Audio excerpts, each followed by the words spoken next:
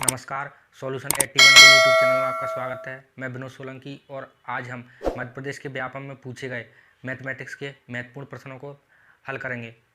तो यह क्लास बहुत ही महत्वपूर्ण आपके लिए होने वाली है और जिन लोगों ने हमारा चैनल सब्सक्राइब नहीं किया है तो वह चैनल को सब्सक्राइब करें और बेल आइकन को दबाएं ताकि हमारी वीडियो अपलोड हो तो सबसे पहले नोटिफिकेशन आप तक पहुँच जाए। तो चलो हम क्वेश्चन स्टार्ट करते हैं। तो हमारा क्वेश्चन दिया, यदि रूट 1+25/144 बराबर 1+x/12, तो x का मान हमें ज्ञात करना। तो सबसे पहले हम इसे यहाँ से हल करते हैं। 144 का 1 के साथ इंटू और 25 को ऐड करते हैं। तो 25 को ऐड करते हैं 144 से कम 144 और 25 को ऐड करते हैं तो ये होगा 169/144 बराबर 1+x/12। इसको करते हैं हल। इसका निकालते हैं पहले वर्गमूल। तो इसका वर्गमूल निकालते हैं तो 169 13 का वर्ग है, 144 12 का वर्ग है बराबर 1+x/12। ये एक को इधर लेके आएंगे तो ये होगा 13/12, ये प्लस का इधर आके हो जाएगा माइनस का बराबर x/12। अब 12 का करते हैं एक के साथ में गुणा और इसको करते हैं माइनस। तो 12 कम 12 और 12 में से 13 माइनस के हो गए तो यहाँ पे बचेगा क्या, 1/12 बराबर x/12। तो 12 से 12 कैंसिल तो यहाँ पे बचा x बराबर क्या बचा, 1। यही हमारा इस क्वेश्चन का राइट आंसर हो जाएगा, तो ऑप्शन डी। तो चलो नेक्स्ट क्वेश्चन देखते हैं।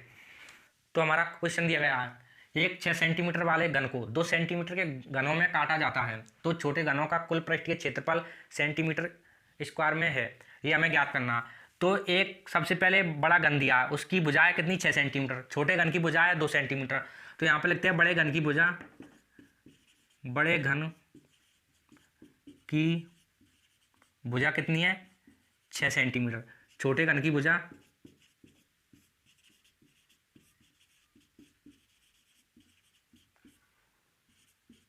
2 सेंटीमीटर। तो ये बड़े घन की भुजा, ये छोटे घन की भुजा है। अगर हम बड़े घन के आयतन में छोटे घन के आयतन का भाग देते हैं तो हमें टोटल घनों की संख्या निकल के आती है। तो सबसे पहले हमें आयतन का सूत्र पता होना चाहिए। तो आयतन क्या होता है, घन का आयतन, आयतन बराबर होता है AQ। अब क्या करना हमको, यानी बड़े घन के आयतन में अगर छोटे घन के आयतन का भाग देते हैं तो हमें कुल घनों की संख्या निकल के आती है। तो एक साइड में लिखते हैं बड़े घन का आयतन, बड़े घन का आयतन अपॉन छोटे घन का आयतन, घन का आयतन, इसके बराबर में कुल घनों की संख्या।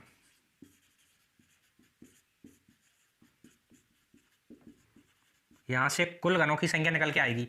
तो बड़े घन का आयतन लेते हैं तो 6 × 6 × 6, छोटे घन का आयतन 2 × 2 × 2। इसको कैंसिल करते हैं तो ये 3 बार, ये भी 3 बार, ये भी 3 बार। तो 3 को 9 9 27, यानी टोटल घनों की संख्या निकल के आई है कितनी, 27, जिनकी भुजा की लंबाई है कितनी, 2 सेंटीमीटर। अब चाहिए हमें 27 टोटल घन है। अब चाहिए हमें छोटे घनों का कुल पृष्ठीय क्षेत्रफल चाहिए। तो कुल पृष्ठीय क्षेत्रफल का सूत्र होता है क्या, पृष्ठीय क्षेत्रफल बराबर होता है 6a²। ये हमारा हो गया सूत्र। अब हम इसमें जमाते हैं टोटल घन कितने हमारे, 27। तो यहाँ लिखते हैं कितने, 27। 27 के बाद में लिखते हैं क्या, 6 के बाद में, यानी छोटे घन की भुजा। तो छोटे घन की भुजा की लंबाई कितनी है, 2 सेंटीमीटर। तो यानी 2 × 2, इसको करते हैं हल, हमारा आंसर आ जाएगा। तो यहाँ से देखते हैं 2 दूनी 4, 4 छंकी 24, तो 24 × 27। अब करते हैं क्या, इसका इंटू। तो इसका इंटू निकालते हैं हम कितना, 24 × 27, 7 चौको 28, 28 की 8, हासिल की 2, 7 दूनी 14 और 4 दूनी 8, 8 और 14 होते हैं कितने, 22, 22 और 2 24 की 4, हासिल की 2, 2 दूनी 4, 4 और 2 कितनी 6, यानी 648। तो 648 इस क्वेश्चन का राइट आंसर हो जाएगा। तो 648 इस क्वेश्चन का राइट आंसर हो गया। चलो नेक्स्ट क्वेश्चन देखते हैं। तो हमारा क्वेश्चन दिया गया है, यदि 4x3 + 2a x2 - 6a² x + b का एक गुणनखंड x - a है, अतः b का मान हमें ज्ञात करना। यानी b का मान हमें ज्ञात करना है कि b की जगह पे क्या होगा। तो इसको हल करते हैं, इसको यहाँ से हल करते हैं। यानी यहाँ पे लिखा क्या, x - a, इसके बराबर में कुछ नहीं है, बराबर मानते हैं 0। तो ये एक्स के बाद में ए को अगर हम इधर लेके जाएंगे तो ये हो जाएगा किसका, प्लस का। तो एक्स की जगह क्या रखना, हमें रखना ए, एक्स की जगह ए रखेंगे, हमारा आंसर आ जाएगा। तो यहाँ से इसको हल करते हैं। अब यहाँ पर दिया कितना 4, एक्स की जगह रखना क्या ए, तो ए की घात हो जाएगी कितनी 3 प्लस, इसके बाद में 2a, उस तक में एक्स की जगह ए, यानी ए की घात कितनी 2 माइनस 6, ए स्क्वायर दिया ही है, एक्स की जगह रखना हमें क्या ए प्लस के बी। इसको हल करते हैं, इसके बराबर में कुछ नहीं है, क्या रखेंगे 0। तो यहाँ से ये यानी 4 ए की घात 3 प्लस, अब यहाँ पर दिया 2 और ये ए को इसके साथ मल्टीप्लाई, ये ए का इसके साथ मल्टीप्लाई होगा तो ये हो जाएगा ए की घात कितनी 3 माइनस 6a, ए की घात कितनी 3 प्लस के b। अब देखते हैं यहाँ से, तो यहाँ से ये 4 ए की घात 3 और 2 ए की घात 3, इसको जोड़ते तो ये होगा 6 ए की घात कितनी 3 माइनस 6 ए की घात 3 प्लस के b, इसके बराबर में 0 चल रहा है, इसके बराबर में भी 0। तो ये प्लस वाली ये माइनस वाली ये कैंसिल, तो यहाँ पे बचा कि अब b के बराबर में 0, यही हमारा इस क्वेश्चन का राइट आंसर हो जाएगा, तो 0 वाला। चलो नेक्स्ट क्वेश्चन देखते हैं। तो हमारा क्वेश्चन दिया गया है, 2 बेलनाकार पात्र जिनकी त्रिज्या 6 सेंटीमीटर एवं 8 सेंटीमीटर एवं ऊंचाई क्रम से है 12 सेंटीमीटर एवं 9 सेंटीमीटर है, जल से भरे हुए हैं। यदि इस जल को एक नए बेलनाकार पात्र में भरा जाए तब नए पात्र में जल का स्तर 7 सेंटीमीटर ऊंचा है, इसकी त्रिज्या क्या है, इसको हमें ज्ञात करना। तो बहुत ही अच्छा प्रश्न है, ध्यान से देखिएगा। कह रहा है 2 बेलनाकार पात्र है, यानी एक बेलनाकार पात्र हो गया कौन सा, ये वाला, ये जल से भरा है, यानी यहाँ तक इसमें जल भरा है। दूसरा बेलनाकार पात्र है, ये भी जल से भरा है, ये भी जल से भरा है। एक की त्रिज्या 6 सेंटीमीटर, एक की त्रिज्या 8 सेंटीमीटर, इसकी मैं आर मानता हूँ, यानी यहाँ से 8 सेंटीमीटर, इसकी आर है कितनी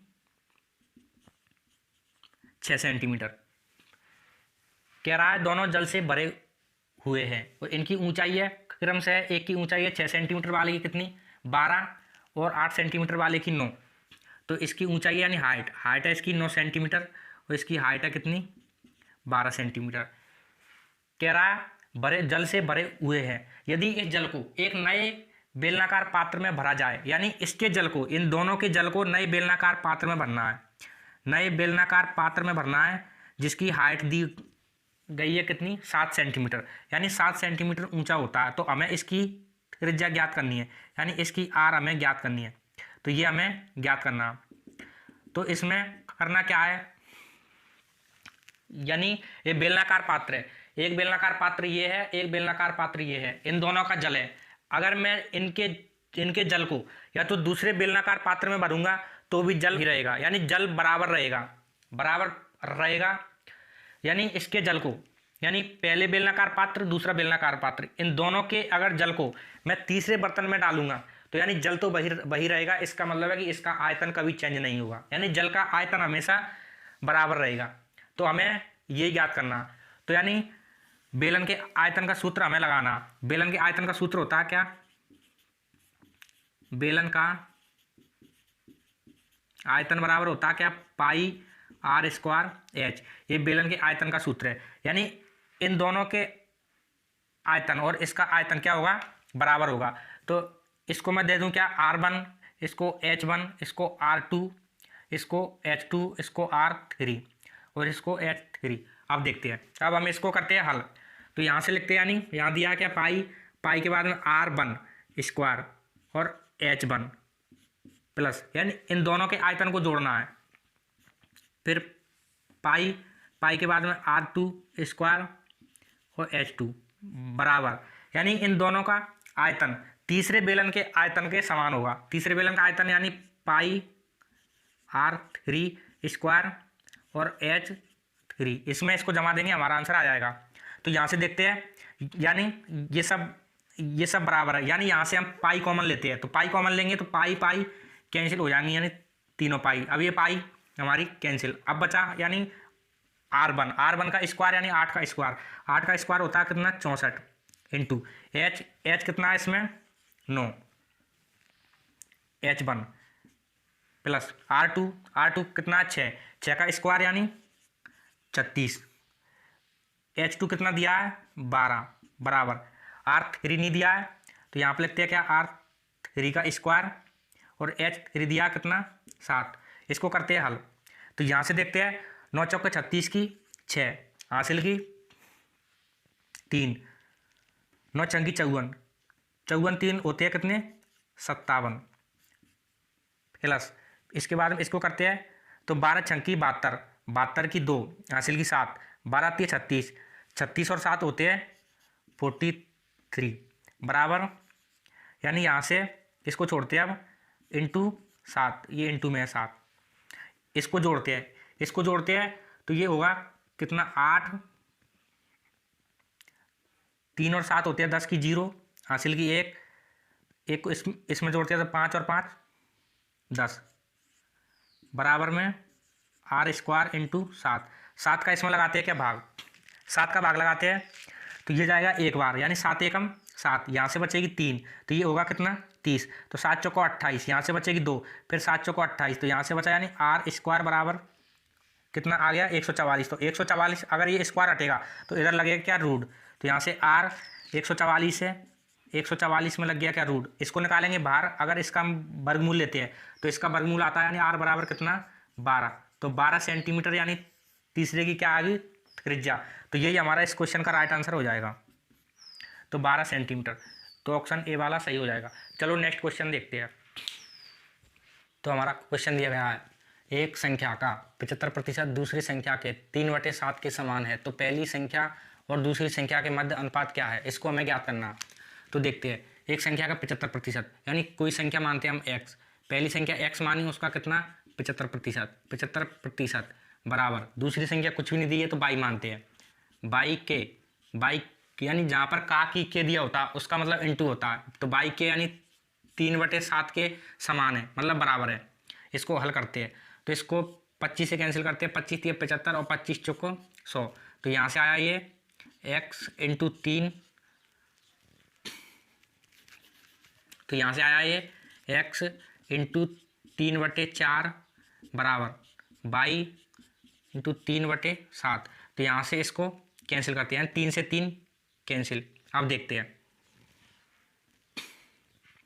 हैं यहाँ से इसको ये 4 है तो ये 4 उधर जाएगी यानी कैंची इसका कैंची गुणा होगा और इसका इसके साथ कैंची गुणा होगा, तो ये होगा क्या 7x और ये जाएगा उधर तो ये 4y, तो यहाँ से देखते हैं हम x अपॉन क्या y, तो x के बराबर में कितनी है 4 और y के बराबर में कितनी 7, यानी x के बराबर में 4 और y के बराबर में 7, तो ये अनुपात होगा यानी 4:7, तो x अनुपात अगर y निकालते हैं तो x का मान है कितना 4 और y का मान है 7, तो यही हमारा इस क्वेश्चन का राइट आंसर हो जाएगा 4:7 ऑप्शन ए वाला। चलो नेक्स्ट क्वेश्चन देखते हैं। तो हमारा प्रश्न दिया गया है एक राशि पर 10% वार्षिक ब्याज की दर से 2 वर्ष में चक्रवृद्धि ब्याज और साधारण ब्याज का अंतर 200 है, तो मूलधन क्या है। इसमें दिया हमें क्या 10% यानी रेट ऑफ इंटरेस्ट दिया कितना 10%, उसके बाद में हमें दिया का समय, तो समय दिया यानी टाइम दिया हमें कितना 2 वर्ष, इसके बाद में यानी CI यानी कंपाउंड इंटरेस्ट और सिंपल इंटरेस्ट का हमें दिया है क्या अंतर, यानी CI माइनस SI, इसका अंतर दिया हमें कितना 200। हमें चाहिए क्या मूलधन, तो मूलधन चाहिए हमें, मूलधन हमें ज्ञात करना। यदि हमको इस प्रकार का प्रश्न दिया है तो इस प्रकार के प्रश्न में हम एक शॉर्ट ट्रिक लगाते हैं, तो वो शॉर्ट ट्रिक क्या है उसको देखते हैं, यानी डिफरेंट मतलब अंतर बराबर होता है क्या मूलधन के बाद में R स्क्वायर, यानी 2 वर्ष का दिया तो R स्क्वायर, इसके अपॉन में 100 इंटू 100 यानी 2 बार 100 लिखनी है। उसके बाद में अब इसको करते हैं हम हल, इसको देखते हैं यानी CI और SI का अंतर दिया कितना 200, तो यहाँ पे लिखते हैं क्या 200 बराबर मूलधन तो हमें चाहिए यानी P तो हमें चाहिए, इसके बाद में R स्क्वायर यानी 10 का स्क्वायर, 10 का स्क्वायर होगा यानी 10 इंटू 10, इसके बटे में 100 इंटू 100 यानी 1 0 से 1 0 कैंसिल, 1 0 से 1 0 कैंसिल, यहाँ पे बचा है क्या P इस 100 का इसके साथ होगा क्या, इंटू, तो ये हो जाएगा 2 के साथ में 4 जीरो यानी 20,000। तो मूलधन निकल के आया हमारा कितना, 20,000। तो 20,000 हमारा इस क्वेश्चन का राइट आंसर हो जाएगा। तो 20,000 वाला ऑप्शन सही है। चलो नेक्स्ट क्वेश्चन देखते हैं। तो हमारा क्वेश्चन दिया गया, एक व्यक्ति को 20 मीटर कपड़ा बेचने पर 4 मीटर कपड़े के विक्रय मूल्य के बराबर लाभ प्राप्त होता है, तो लाभ प्रतिशत हमें ज्ञात करना। यानी व्यक्ति 20 मीटर कपड़ा बेचने पर मतलब उसका सेलिंग प्राइस हो गया अब कितना, 20, यानी उसका सेलिंग प्राइस है 20, यानी वह व्यक्ति 20 बेच रहा है, फिर 4 मीटर कपड़े के बराबर लाभ प्राप्त होता है, यानी उसको प्रॉफिट होगा कितना, 4 का। 20 का बेचा, 4 का प्रॉफिट हुआ, इसका मतलब है कि उसने खरीदा कितने में होगा, यानी उसका क्रय मूल्य या कॉस्ट प्राइस कितना होगा, 16। अगर 16 की कोई वस्तु है 20 की बेचेगा तो साफ सी बात है कि 4 उसको क्या प्राप्त होगा, लाभ। हमें चाहिए क्या, लाभ प्रतिशत। तो लाभ हुआ उसको कितने का, 4 का। अब देखना ये 4 का लाभ हुआ, ये कितने पर हुआ, यानी उसने खरीदा कितने का था, तो उसने खरीदा था कितने का, 16 का था। तो 16 पर उसको लाभ प्राप्त हुआ। तो लाभ प्रतिशत चाहिए तो 100% का इसमें कर देंगे क्या, गुणा। तो इसको कैंसिल करते हैं, 4 से कैंसिल होगा, 4 तो 16, 4 से इसको करते कैंसिल, तो ये हो जाएगा कितना, 25%। तो 25% का उसको प्रॉफिट होगा। तो यही हमारा इस क्वेश्चन का राइट आंसर हो जाएगा, सी वाला। चलो नेक्स्ट क्वेश्चन देखते हैं। तो हमारा प्रश्न दिया गया है, एक व्यक्ति अपनी औसत चाल 45 किलोमीटर प्रति घंटा से निश्चित दूरी 40 मिनट में तय करता है। यदि दूरी को 30 मिनट में तय करना हो तो व्यक्ति की चाल ज्ञात कीजिए। यानी क्वेश्चन कह रहा है कि कोई व्यक्ति है, वह 45 किलोमीटर प्रति घंटा की स्पीड से जाता है और 40 मिनट में अपनी यात्रा को तय कर लेता। यदि उसी दूरी को वह 30 मिनट में तय करना चाहे तो उसकी चाल क्या होगी। तो यहाँ से हमें एक बात का पता चला कि व्यक्ति की दूरी क्या है, बराबर। व्यक्ति की दूरी क्या है, बराबर, यानी d1 और d1 दोनों, यानी दूरी इसकी क्या है, बराबर। तो हमें पता है कि दूरी बराबर सूत्र पता होना चाहिए।